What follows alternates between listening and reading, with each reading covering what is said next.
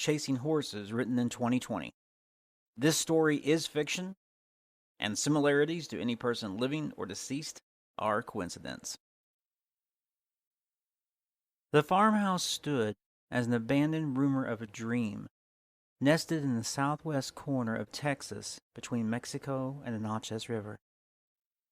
Maps refer to it as the Rio Grande Plain. Locals call it the Shrublands.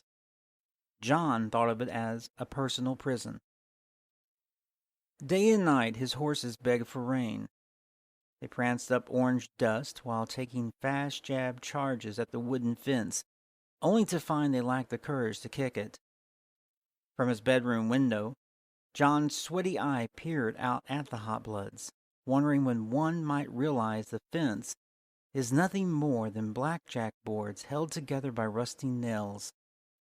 It was as if their heartbeats resonated across the dry, powdered soil, wailing on him to break his malignant silence. When he had enough, John rolled over onto his back and gazed up at the flies on the plaster ceiling. Flies crawled to a brown spot where the plaster dripped water in heavy rains. The buzzing pest unbuckled from the ceiling to change positions and fight each other over a place next to the brown spot. Their movements alone caused their jealousy for the stench of misery to soothe their appetite.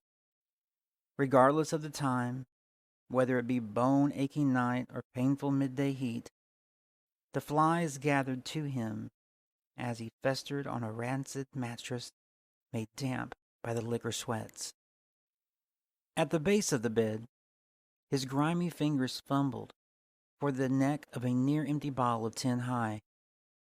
He kept one red eye on the flies and the other on a wall where a thin piece of yellowed string managed to hold a shattered frame with the image of a dark-haired, fair-skinned female who never aged past 20. Rosalind moved out in May. Her image could not escape the frame nor her beauty in John's mind. He hoped one day to see the miracle of a trailing dust plume as a speeding car bounced over a small hill a mile or so off to the south near a wrecked windmill no longer milling. But hope is a tricky thing to grasp, whereas a whiskey bottle is easy. John leaned to his side and lifted the bottle up, as if it might be the last thing he did for the remainder of the day, if not his life. Accomplished to do so much, he laid his head against his smelly pillow and placed the bottle on his chest. With his eye on the frame, he slowly began to twist off the cap until it finally slipped from the threads and dropped onto the mattress to hide among the sheepfolds. A gust of hot wind flicked the flimsy curtain obscuring the window. It flagged in, and for a flashing moment let in sunlight too. A brilliant, waving glow from 1,000,000 miles away moved along the wall and walked the hardwood floor to settle on the bed and slide down the amber neck of Tin High. His mind made up, John tipped the bottle to his sticky lips. He moaned for a bit as the last swallows of gut-wrenching pain gripped tightly to his innards. His stomach churned the emptiness, quelled by no more than a few slices of greasy summer sausage. Fighting the urge not to let it all go, he held himself tightly to keep from hemorrhaging. Shivers and shakes trembled up and down his length in feverish shocks. The flies on the ceiling whirled about in a frantic dance of impatient joy, watching him grit his teeth to hold back the forceful coming. The flag-flapping wind burst through once more to escape out the bedroom and rush to the living room. It bolted toward the screen door leading to the front porch and pushed out in a violent overthrow, causing the door to open wide for a second, or two, or three, then recoil back. Slap.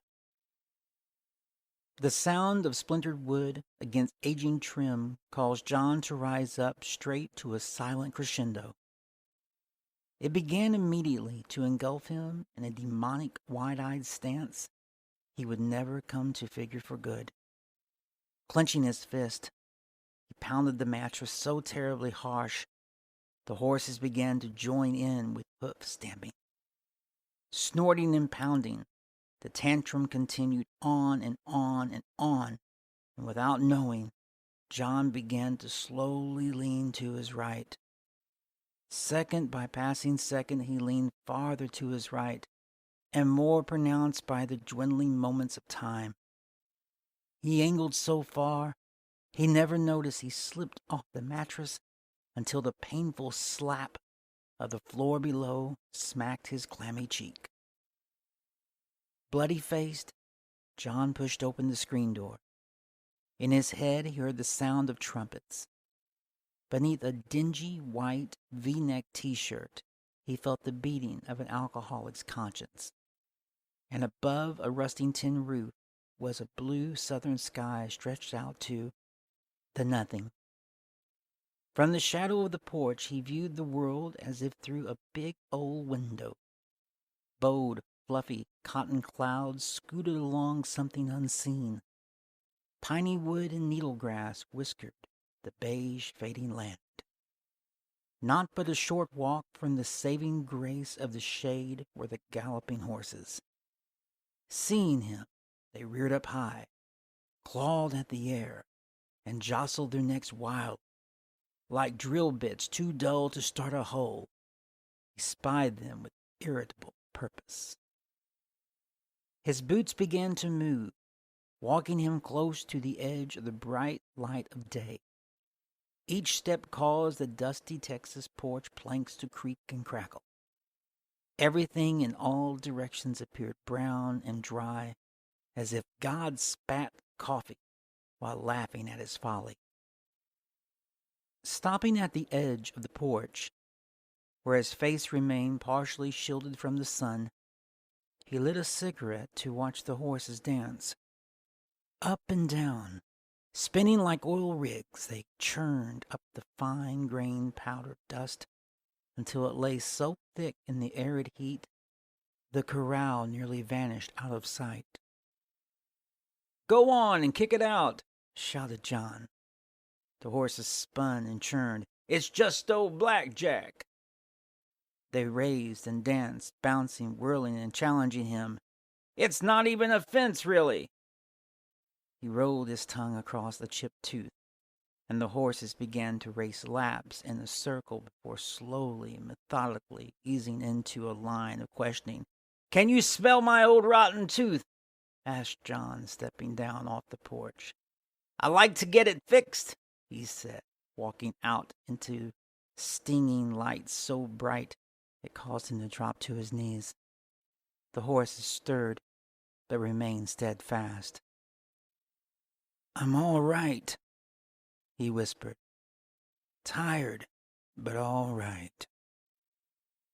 Hobbled, John placed his left hand on the warm southern earth and covered his eyes with his right as he pushed himself up.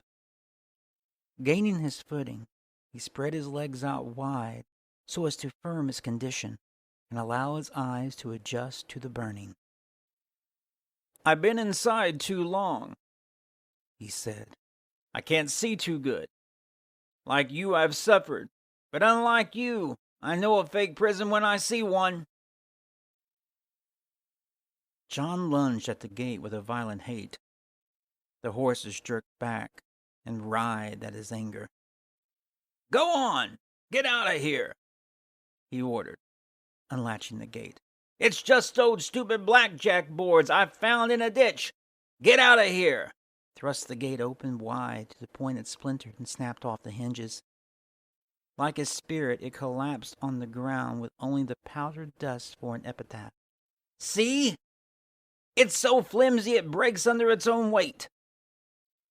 The horses backed away from him, and for a moment he thought they might charge, but then he realized they were merely tightening their line to wait him out. "The gate's open," he said. You're free to go and do whatever horses do in the wild. Me, I'm sick. And I'm going to go sit down in that chair over there, try to get unsick." He turned to walk away, but as he did, the biggest one, tall gray hot blood holding its temper, moved from the line to exit the gate. John sensed the beast behind him, and whereas before he had not considered it a beast, in the time between his going to and leaving the corral, it had become a beast. Without turning to see its flaring nostrils, he said in a low, drunkard, growling tone, "If you're going to end me, you better do it. So help me, I'll lay you out with a carbine." The horse launched up, high to the sky. Frightened, John shuddered and spun around to see the shape of the hooves whirling as a tiller, slicing and dicing through the air. He tried to move, to hide from the monster, but cowering did no good. It wailed at him as a scorned banshee, until finally the muscled mass crashed down hard on John's neck to cause the sound of a bone-snapping crack. John fell over without even a battle to save his bloody face from slapping the ground. The horse, satisfied, turned to the others. His body left for dead in the Texas dust and heat. John lay limp as the sun baked him.